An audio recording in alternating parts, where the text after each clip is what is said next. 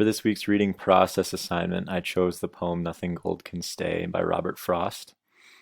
Robert Frost is an extremely well-known poet. Most of his work has to do with the environment.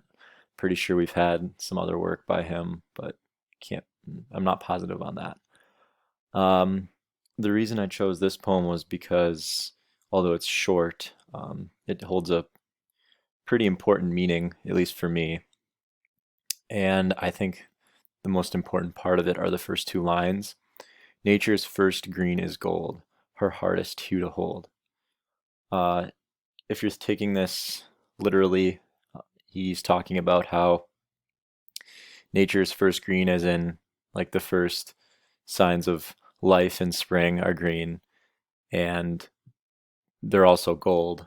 Um, Now, that might not make sense, but what he's actually saying is that nature's first signs of life are like what's beautiful, what's pretty, what's amazing.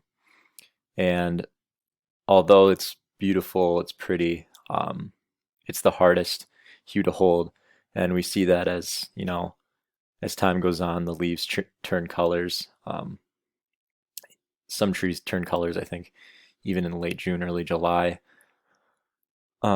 So there's only a couple months there where they're, at that state of green.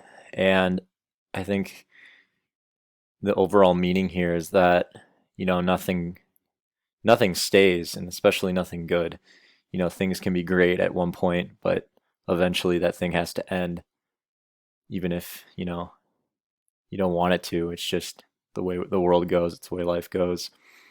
I think the reason I chose this specific poem was just because I can, really relate to it now more than ever. Like, just in my life, things have been going so well. And then with this whole COVID situation, the good things had to end.